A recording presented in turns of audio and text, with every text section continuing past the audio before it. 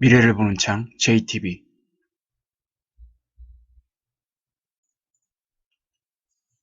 안녕하세요. JTB J입니다. 오늘 이 시간에는 저금리가 만든 미국 셰일 업계 상황에 대해서 좀 말씀드리려고 합니다. 오늘 내용은 미국 셰일 혁명으로 인해서 에너지 업계에 정말로 큰 변화를 일으켰는데요. 많은 분들이 매일 미국의 셰일 업계에 대한 좋은 면만 알고 계시는 분들이 참 많은 것 같습니다. 그래서 이 부분을 조금 자세히 다루려고 합니다. 일단 셰일 혁명은 시작은 좋았다. 셰일의 기술 혁명이 그동안 문제가 되었던 생산 단가를 낮추는데 크게 기여를 했죠. 이건 변함없는 사실입니다. 약 20년 전에 조지 미첼이라는 한 사업가가 높은 압력으로 표면 아래 수평의 압력으로 액체를 주입하면서 많은 양의 기름과 가스를 얻는 것이 가능하다는 것을 증명을 했습니다. 그래서 약 10년 전에 이 과정의 공식 명칭인 프래킹이라는 기술이 본격적으로 도입이 되었습니다. 그러니까 이 프래킹 기술로 인해서 셰일 오일과 셰일 가스를 채취하는 데 현격한 기여를 했습니다. 그래서 이 기술로 인해서 셰일 혁명이 시작되었다고 보시면 됩니다. 이 짧은 시간 동안에 미국의 프래킹 기술은 오일 시장을 뒤집었습니다. 결국 2015년 말에 오바마 대통령이 석유 수출 금지를 해제했죠. 오늘날 미국은 세계에서 가장 큰 천연가스 생산국이 되었고요. 그리고 사우디아라비아와 러시아를 이제 모두 집어삼킬 정도의 석유 강국이 되었습니다. 이때의 조치가 이제 미국 셰일 붐을 증폭시키는 정치적인 배경이 되기도 합니다. 현재 러시아 제재, 이란 제재, 그리고 지난 2014년부터 16년 정도 있었던 사우디에 대한 석유 감산 압박 같은 이러한 모든 정치적인 행위들이 바로 이 미국의 셰일을 팔기 위한 셰일 오일과 셰일 가스를 팔기 위한 정치적 배경이 됩니다. 그래야만 이 기업들의 숨통을 틔울 수 있게 되겠죠. 이 부분을 이제 뒤에서 다시 한번 다뤄보겠습니다. 왜 이 기업들의 숨통을 틔워야만 하는지 많은 문제가 있습니다. 셰일 산업의 수익성에 대한 좀 문제를 좀 언급하려고 하는데요. 셰일 혁명으로 인해서 이 에너지 업계를 뒤집은 것은 맞지만 수익성에 대해서는 심각한 문제가 있습니다. 프래킹의 이제 가장 큰 회의론자들 중 일부가 월스트리트에 있다고 합니다. 이제 그들은 그 산업의 재정 기반이 불안정하다고 주장을 하고 그 이유는 프래커 한마디로 셰일 오일과 가스 추출자들이죠. 이 사람들이 돈을 벌 수 있다는 것을 결국 증명하지 못했기 때문입니다. 세계 최대의 단기 매매 헤지 펀드 중 하나인 그 매니저죠. 짐 차노스라는 유명한 매니저는 이렇게 말했습니다. 셰일 산업은 자금이 투입되면 절대로 회수되지 않는 매우 나쁜 역사를 가지고 있다. 그러니까 일단 자금이 들어가면 그것이 수익이 돼서 돌아와야 되는데 이 자금을 회수할 수 없는 겁니다. 한마디로. 그러니까 적자가 계속 누적되고 있다는 뜻이겠죠. 셰일 탐사 시추 정제 상위 60개 업체는 운영 비용과 자본 비용을 충당하기에 충분한 수익을 생산하지 못하고 있습니다. 그러니까 얘네들이 시추와 정제 사업을 통해서 셰일 오일과 셰일 가스를 판매를 하잖아요. 그러면 이 판매를 통해서 얻은 그 수익이 운영 비용과 자본 비용을 충당을 하고도 남아야 하지만 그것을 충당하지 못하기 때문에 적자로 이어진다는 내용입니다. 그래서 분기당 90억 달러의 적자가 5년 동안 누적이 되었다고 하네요. 평균적으로. 그래서 이들 기업들의 5년간 평균 적자를 보면은 누적 적자 금액이 무려 1,800억입니다. 1,800억 달러. 사실상 이거는 이제 파산으로 가는 길이고 60대 업체 적자를 모두 합치면은 5년간 누적된 적자가 무려 1조 8천억 달러에 달하네요.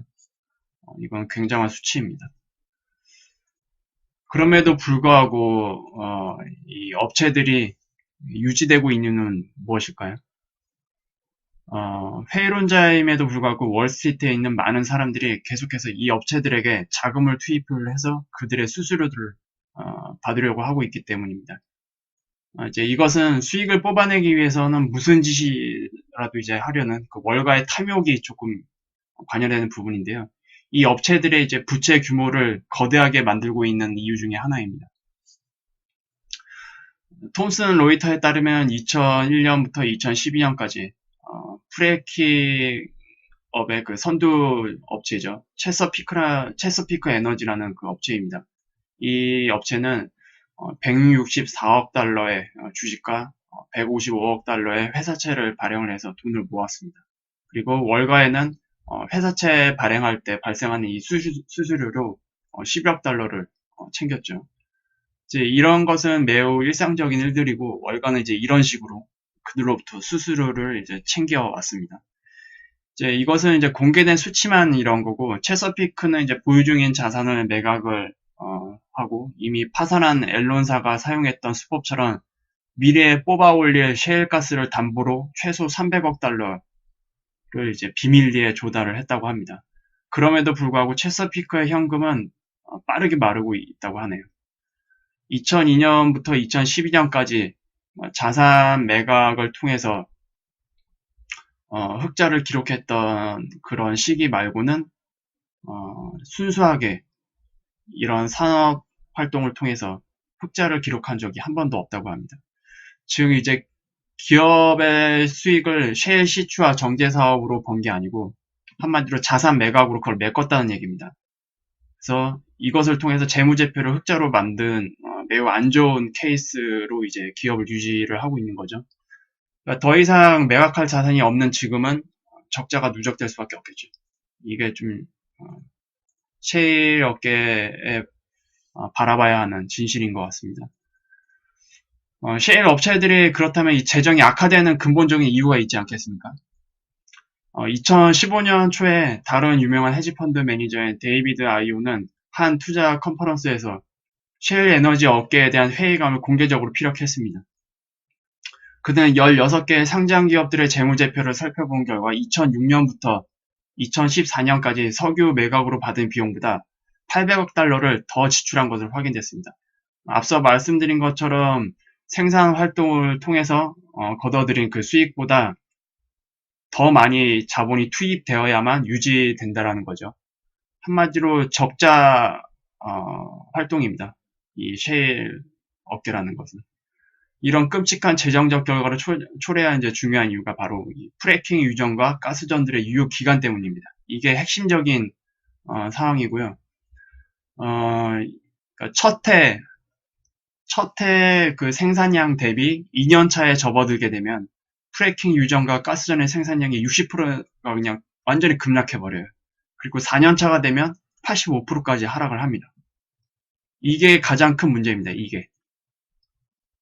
셰일 업계가 힘든 이유, 가장 큰 이유가 바로 이 근본적인 이유는 바로 이런 유전과 가스전의 급격한 생산량 하락이죠.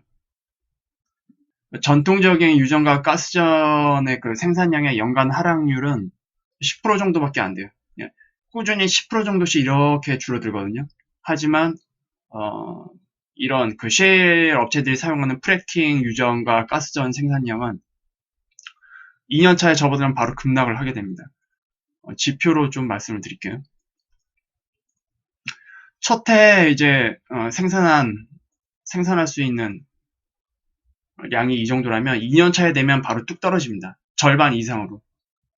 그리고 3년 차, 4년 차에 접어들게 되면 이것이 이제 80% 넘게 하락을 하게 됩니다. 이게 이제 셰일 업계의 수익성을 악화시키는 근본적인 이유고요. 이거는 어떻게 해결할 수가 없습니다. 아무리 기술적으로 생산 단가를 낮춘다고 했지만 유정 자체가 가지고 있는 그리고 가스전 자체가 가지고 있는 이런 유효기간의 급격한 하락은 무엇으로도 해결이 안 돼요. 그리고 이제 두 번째 문제가 있죠. 바로 환경 파괴입니다. 환경 파괴.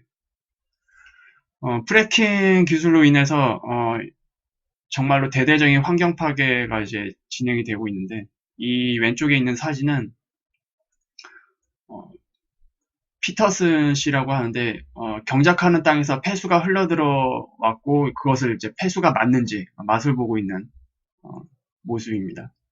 그리고 이 땅은 이제 높은 염분 유출로 술을 먹게 되버렸습니다.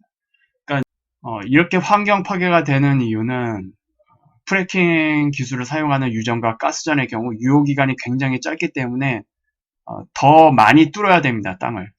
그러니까 한마디로 땅 밑이 벌집이 되겠죠. 그렇게 되면은 지반이 굉장히 약해지고 그리고 다른 농가나 주변 그 지역에 이런 폐수가 오일과 관련된 그 폐수가 계속 스며들게 될 것입니다. 그래서 이러한 환경 변화를 일으키게 되는데요. 결국 프래킹 기술로 인한 환경 파괴가 지반을 약화시키기 때문에 지진과 그리고 수질 오염에 대한 광범위한 영향을 미치는 결과로 가져왔습니다. 2006년부터 2014년까지 노스다코타 지역에서는 1,800만 갤런 이상의 그 오일과 유독성 폐수가 유출되었다고 합니다. 이때 큰 유출들 다수가 이제 주변 농장과 수로를 오염시켰다고 하네요. 위쪽에 그 표를 보시면 알겠지만 2010년부터 그 유출량이 늘어나게 되죠. 유출량이 늘었다는 것은 이 기간에 더 많은 셰일 가스와 오일을 생산하기 위해서 유정조가 가스관을 만들었다는 얘기입니다. 그래서 그에 비례하는 만큼 이러한 폐수들이 그리고 여기서 이제 누출되는 그 오일들의 양이 늘어났겠죠. 이것은 이제 월스트리트 저널에서 발표했던 지표입니다. 일단 생산량은 앞서 보았듯이 2010년부터 늘었습니다. 생산량은 늘었지만 문제는 수익성은 악화되죠. 그 위쪽에 보시는 노란색이 전통적인 그 유전과 가스관을 이제 사용하는 그 업체들의 수익성입니다. 그러니까 흑자를 보고 있죠. 하지만 그 밑에 그 청색으로 보이는 셰일 업체 같은 경우에는 계속 적자를 보고 있습니다. 이게 이제 가장 큰 문제고요. 그러니까 생산량이 늘었다고 해도 이 기본적으로 프래킹 기술을 사용하는 유전과 그 가스관에 대한 그 수익성이 악화될 수밖에 없다는 뜻입니다. 그리고 오른쪽에 보시면은 이 부분은 그 미국 생산자들의 지수가 31% 정도 하락하도록 이끌었지만 이 셰일 업계의 그런 이런 지표들을 보면은 S&P 500 실적을 크게 밑도는 것을 볼 수 있습니다. 그래서 월스트리트 저널은 이것을 이제 지적을 하면서 그 업체들에게 대놓고 이렇게 말했죠. 니들은 생산량을 계속 언급을 하는데 생산량을 언급하지 말고 수익을 내는 거를 보여달라 이런 식으로 지적을 했습니다. 그렇다면 셰일은 결국 혁명인가 신기루인가? 자본에 대한 그 욕구가 극심하고 자본이 많이 들어가기 때문에 2008년 금융위기 이후 유례없는 긴 시간 동안에 가장 낮은 금리가 유지되지 않았다면 셰일 업계는 유지되지 못했을 겁니다. 그러니까 다시 말해서 연준이 셰일 프래킹 부문의 그 책임이 상당 부분 있다고 판단이 됩니다. 콜롬비아 에너지정책연구소의 그 아자르 씨는 2015년 이 산업의 순부채가 2005년보다 300% 증가한 약 2천억 달러라고 계산을 했는데 이게 앞서 말한 그 1,800억 달러 적자 수준과 비슷한 규모입니다. 굉장히 천문학적 수준이고요. 이것은 아마 계속 앞으로 늘어날 겁니다. 그러나 금리가 계속 하락했었기 때문에 버틸 수 있었던 거죠. 한마디로 그 이자 비용이 부채 증가의 그 절반 수준에 불과했고 이러한 환경이 조성되면서 셰일 업체들은 이제 지속적인 회사채 발행을 통해서 자금을 주입할 수 있었습니다. 만약 지난 10년과 같은 그런 역사적으로 긴 시간 동안의 초저금리가 아니었다면 셰일 혁명은 지속될 수 없었고 많은 업체들이 진작에 파산했을 겁니다. 결국 셰일 혁명을 촉진시킨 것은 이제 연준의 초저금리 정책이죠. 여러분 대다수는 이제 셰일 산업의 기술적 혁신만 보고 이것을 혁명이다. 그리고 미국이 향후 200년간 천연가스와 석유업계를 좌지우지할 수 있다. 라고 이렇게 오판하는 분들이 있을 겁니다. 하지만 기술은 자본을 필요로 하죠. 자본이 없으면 이 기술은 필요가 없습니다. 무의미합니다. 자본이 투입되지 않으면 셰일의 프래킹 기술보다 이제 더 진보된 기술이 나온다고 해도 신기루에 이제 불과하겠죠. 또한 자본이 투입이 된다고 해도 수익성이 나쁘면 이건 지속 가능한 형태의 산업이 아닙니다. 이것은 변함없는 진리이고요. 여러분들이 이거를 또 자세히 좀 이해를 하셨으면 좋겠습니다. 결국 프래킹 기술로 섣부른 장밋빛 미래를 예측하게 된 결과입니다. 프래킹의 부활의 가장 큰 이슈는 이제 서부 텍사스와 뉴멕시코 남동부 지역의 페미안 분지로 알려져 있습니다. 여기에 엄청난 양의 셰일 오일과 가스가 이제 매장이 되어 있는 것으로 알려져 있습니다. 이제 석유 회사들은 2010년경에 이제 석유 사업을 시작하기 전까지 석유 업계가 대부분 이제 매각이 되었다고 생각했습니다. 전 파이오니어 천연자원의 최고 경영자인 스콧 시필드 씨가 이제 이 페미안 분지에는 750억 배럴의 석유가 매장되어 있을 거라고 말했는데 이게 어떤 규모냐면 현재 그 사우디아라비아에 엄청난 양의 그 매장되어 있는 가와르 필드에 버금가는 매장량이라고 합니다. 이 프래킹 기술의 추종자들이 유정의 짧은 유효 기간으로 인한 비용을 크게 줄여주고 유가가 낮더라도 기업들이 돈을 벌 수 있도록 금융기관을 개편할 것이라고 말했습니다.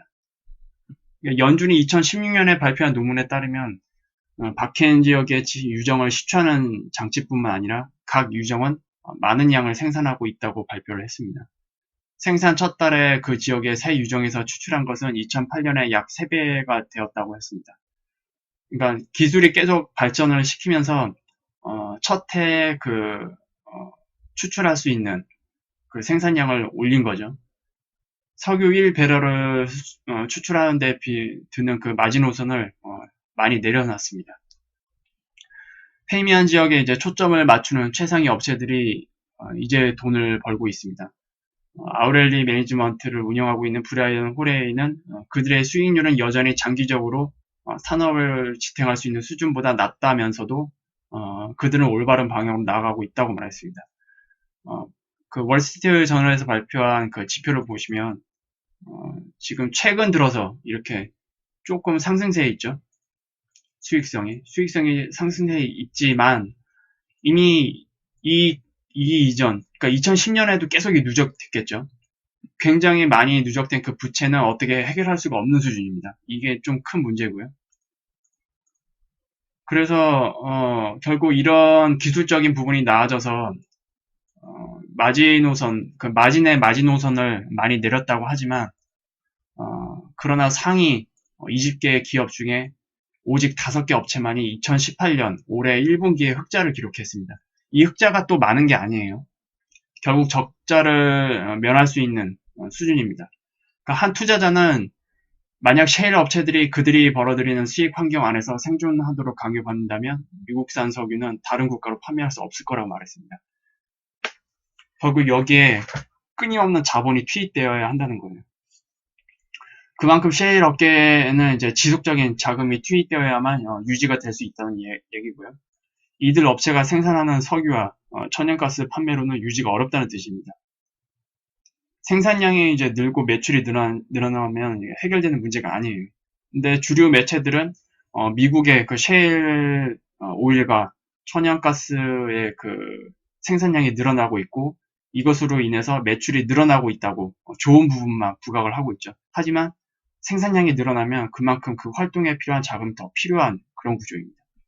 이제 결국 기술 발전을 통해서 생산 단가의 개선으로 석유 호황을 부활시킨 이유도 있었겠지만 가장 중요한 건 바로 이들 업체에 자본을 꾸준히 투입할 수 있는 월스트리트가 있었기 때문이라고 짐 커너스가 이제 말했습니다. 금융정부 업체인 이제 딜로직에 따르면 2017년 미국의 셰일 추출업자들은 600억 달러의 부채가 증가하였다고 하네요. 2016년 이후에 30% 가까이 증가했다고 발표했습니다. 2017년부터 미국의 그 기준금리가 본격적으로 오르기 시작했죠. 이건 이제 지난 10년간 저금리로 버텨왔던 셰일 업체들의 숨통을 조일 겁니다, 아마. 아무도 이들의 부채는 앞으로 훨씬 더 가파르게 증가하겠죠. 금리가 오르기 때문에. 지금 셰일 업계에 또 다른 그 문제점이 있습니다. 초저금리 덕분에 부채가 많은 그 셰일 기업들이 대출 비용을 감당할 수 있었습니다. 그동안은. 그리고 퇴직금을 갚기 위해서 높은 수익률을 필요로 한 연금 펀드 역시 이런 그 셰일 에너지 회사처럼 하이 리스크의 고수익 채권을 투자하는 헤지 펀드로 눈을 돌리고 있습니다. 그들은 이제 사모펀드 회사에 투자하고 있는데 그 회사는 다시 또 셰일 회사에 돈을 쏟아붓고 있는 상황이죠. 셰일에 이제 집중 투자하는 사모펀드들이 2015년에 투자자들로부터 이제 약 700억 달러의 자금을 모았다고 합니다. 그리고 2016년에는 1000억 달러를 넘겼네요. 현재 셰일 업체에 대한 전체 투자액 가운데 35% 이상이 이런 형태의 사모펀드 자금이라고 합니다. 사모펀드들은 실제로 돈을 많이 벌었습니다. 근데 문제는 이들이 투자한 그 셰일 회사들이 생산 활동으로 인해서 이익을 냈기 때문에 번 게 아니에요. 투자한 회사를 이제 다른 회사에 매각하거나 또는 그들이 자금을 지원한 회사를 상장시키면서 수익을 창출했습니다. 근본적으로 그 셰일 업체들의 생산 활동이 좋아서 수익을 낸 게 아니라 전형적인 수익을 내기 위한 투기적 형태로 돈을 번 게라는 게 좀 문제입니다. 이러한 연결고리에서 이제 경영진들도 막대한 수익을 얻었겠죠. 미국 시장의 셰일 업체들을 평가하는 방식도 굉장히 놀랍습니다. 보편적으로 사용되는 이제 수익 구조가 아니고 그 기업이 셰일을 추출할 수 있는 토지를 얼마나 많이 보유했는지로 평가를 합니다. 굉장히 참 간사하죠. 이것을 이제 마치 1990년 닷컴 버블을 이제 연상시키는데요. 당시 닷컴 관련 회사들은 그들의 수익 구조가 어떻고 얼만큼의 수익을 내는지에 대한 기준이 평가 기준이 되지 않았습니다. 단지 얼마나 많은 접속자 그리고 얼마나 많은 회원을 보유하였는지에 따라서 가치를 평가받았는데 지금 셰일 시장도 딱 그런 모습입니다. 그리고 이러한 평가 기준으로 투자자들을 이제 설득하고 있죠.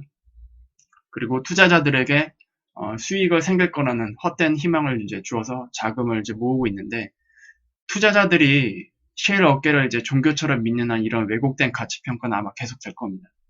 이러한 믿음은 지난 닷컴 버블 그리고 서브프라임 모기지에 이르렀던 것처럼 비참한 종말을 맞이할 뿐입니다. 닷컴 버블 때도 이러한 현상처럼 투자자들에게 이 업체들이 정말 앞으로 많이 돈을 벌 것이다. 회원이 이렇게 많이 증가를 하고 있다. 접속자가 이렇게 많이 증가하고 있다. 이런 식으로 논리를 만들었죠. 그리고 서브프라임 모기지 때도 이 부동산 시장은 절대로 실패할 수 없는 시장이다. 이러한 믿음을 주었기 때문에 결국 그 약한 연결고리를 타고 금리 인상 시기에 종말을 맞이했죠. 우리는 이걸 이제 버블이라고 부릅니다. 금리 인상 환경에 노출이 되면은 결국 셰일 업계도 모두 붕괴가 될 겁니다. 간단히 이제 좀 쉽게 설명해드리자면 닷컴 버블 당시 회사 평가 기준이 이랬습니다. 얼마나 많은 회원을 보유하였는가 그리고 UV는 어떠한가 이게 방문자입니다. 근데 현재 셰일 기업을 평가하는 기준은 셰일 오일과 가스를 추출할 수 있는 토지를 얼마나 많이 보유하였는가. 참 비슷하죠. 굉장히 유사합니다. 닷컴 버블 시절에 그 투자했던 그 평가 기준과. 원래 정상적인 기업을 평가하려면 어떻게 해야 됩니까? 어떤 수익 구조를 가지고 있는가? 그 수익 구조를 통해 얼마를 버는가? 기업들의 자금 흐름과 앞으로의 전망은 어떤가? 이런 것들이 기준이 되어야 하지 않나요? 그러니까 투자자들을 이제 모으려고 유리한 내용만 결국 언급한 거죠. 지금 셰일 업계는 이런 기준들로 얘기했을 때는 굉장히 부정적인 이야기를 할 수밖에 없기 때문에 이런 것들은 평가 기준에서 아예 빼버리고 셰일 오일과 가스를 추출할 수 있는 토지를 얼마나 많이 보유했는가. 이 땅을 보유한 만큼 생산량은 많을 거고요. 생산량이 많은 만큼 그만큼 매출도 높을 겁니다. 이러한 유리한 논리를 만들어서 투자자들 꼬드긴 거예요. 그리고 투자자들은 그것만 믿고 굉장히 적극적으로 투자를 하고 있죠. 그리고 그런 투자 자금이 이 업체들로 들어가고 이 업체들이 그 돈을 투자를 받아서 적자 산업을 하고 있는 겁니다. 그리고 적자 산업을 유지할 수 있는 이유는 초저금리 정책 때문이죠. 이자율이 낮기 때문에 많은 양의 부채를 감당할 수 있는 겁니다. 이것이 이제 악순환이 돼서 나중에 금리 인상이 일정 수준에 이르렀을 때는 이런 것들도 표면으로 나오겠죠. 요즘 사우디아라비아나 오펙도 아닌 다른 누구에게도 이제 의지 않는 미국을 의미하는 에너지 독립이라는 수식어구는 미국을 다시 위대하게 만들어라와 완벽한 조화를 이루고 있는 것처럼 보입니다. 이런 수식어구는 이익을 창출하지 못하고 있죠. 경제적으로 지속 가능하지가 않은 상태입니다. 연준의 금리 인상 시기의 그 끝점에서는 모두 무너지고 말 겁니다. 그래서 모두 정리를 해보면 일단 셰일 기업 같은 경우에는 연준의 유례없는 저금리 정책 덕분에 낮은 이자로 회사채를 발행을 해서 사업을 유지하고 있습니다. 그리고 고수익 회사채로 투자를 해서 수익을 올리고 싶어하는 그 월가, 그리고 이 셰일 기업이 회사채를 발행을 도와주면서 거기서 수수료를 챙기고 있죠. 그러니까 한마디로 공생관계가 된 겁니다, 지금. 월가 입장에서는 셰일 기업이 절대적인 기준에 있어서는 나쁜 적자 생산을 활동하는 기업이지만 이들 기업을 이용해서 고수익 회사채 수익을 올리고요. 그리고 회사채 발행을 도와주면서 수수료를 챙깁니다. 그리고 사모펀드 역시 사람들에게 돈을 모아서 그 자금력으로 기업을 매각하고 또는 상장시키면서 수익을 냅니다. 그리고 이때 이 업체들의 있는 그 경영진들도 마찬가지로 매각하고 상장에 대한 프리미엄 이득을 함께 취하게 되죠. 그러니까 이게 다 한 통속으로 연결이 되어 있는 거예요. 그러니까 건강한 그 셰일의 그 사업을 위한 투자와 그런 형태의 그 피드백이 주고받는 투자자와 업체 간의 그 관계가 아니고 투기적 성향을 보여서 거기서 어떻게든 이익을 취하려는 월가와 사모펀드와 셰일 기업의 이해가 맞물리면서 이러한 나쁜 구조가 만들어진 겁니다. 그리고 이런 나쁜 구조가 만들어질 수 있었던 가장 근본적인 이유는 바로 연준의 유례없는 저금리 정책입니다. 이게 핵심이죠. 월가와 이제 셰일에 집중 투자하는 사모펀드 운용 회사들은 이러한 이득을 지속적으로 취하기 위해서 셰일 기업이 계속 생존해야만 할 겁니다. 그래서 자금을 계속 투입하고 있는 거겠죠. 이것은 이제 셰일 기업들이 장기적으로 정말 전망이 있는 사업을 할지 말지에는 관심이 없어 보입니다. 오직 자신들에게 수익을 가져다 주기 위해 생존시키려는 노력만이 보입니다. 셰일 기업의 경영진 역시 이런 구조 속에서 막대한 이득을 취하고 있기 때문에 이러한 형태의 비정상적인 생존을 계속 유지하려고 할 것입니다. 결국 이 모든 것은 지난 위기 때처럼 그랬듯이 연준이 기준금리를 올려서 현재의 경제 사이클을 끝내려 할 때 모두 무너질 수밖에 없습니다. 다른 게 혁명이 아니에요. 한마디로 이 셰일 혁명은 저금리의 혁명이라고 불러야 됩니다. 그러니까 이런 저금리 정책에 힘입어서 셰일 업계뿐만이 아니라 다른 많은 업계들도 낮은 금리로 회사채를 발행을 해서 사업을 유지하고 있을 것으로 봅니다. 다음 금융위기의 그 촉매제가 회사채가 거론될 수밖에 없는 이유가 바로 이거예요. 이것은 이제 저금리가 만든 새로운 환경입니다. 이전에 없었던 환경이고요. 그리고 이전에 그 저금리 구간도 있었지만 제가 계속 말씀드렸다시피 정말로 유례없이 긴 기간 동안 그리고 가장 긴 시간 동안에 초저금리 환경이었기 때문에 회사들은 그 이전 경제 사이클에서 보여줬던 그러한 시대보다도 훨씬 더 많은 부채가 쌓일 수밖에 없고요. 그리고 그 많은 부채를 이겨낼 수 있었던 것은 바로 그 부채에 대한 이자율이 낮았기 때문입니다. 아마 우리가 모르는 인지하지 못한 영역에서 그 저금리로 인한 그 암세포들이 상당히 퍼져 있을 것으로 좀 예상이 되고 있는데요. 이거는 당시 그 2008년 금융위기 이후에 정책가들이 계산하지 못한 변수일 가능성이 큽니다. 경제는 늘 새로운 환경을 만들어내고 변화하죠. 잘 관리할 수 있다는 그들의 말은 거짓이라고 생각을 하고요. 그들의 양적 완화와 초저금리 정책이 우리 경제에 어디까지 영향을 미칠 수 있는지 모두 계산하기란 솔직히 불가능했을 겁니다.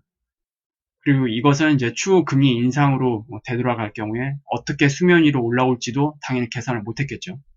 이것이 글로벌 경제가 다음 위기를 대비할 수 없는 이유이기도 합니다. 그래서 이렇게 셰일 업계를 통해서 초저금리 정책이 어떤 식으로 영향을 끼치고 있는지 설명을 해드렸고요. 다음 이제 이번 주 일요일부터죠. 추석 연휴가 시작이 됩니다. 그래서 저도 다음 주 월요일과 수요일은 영상을 올릴 수 있는 환경이 못 되기 때문에 다음 주 월요일, 수요일은 아쉽지만 결방을 해야 될 것 같고요. 다음 주 금요일 날 방송을 시작을 하겠습니다. 모두 즐거운 명절 되시고요.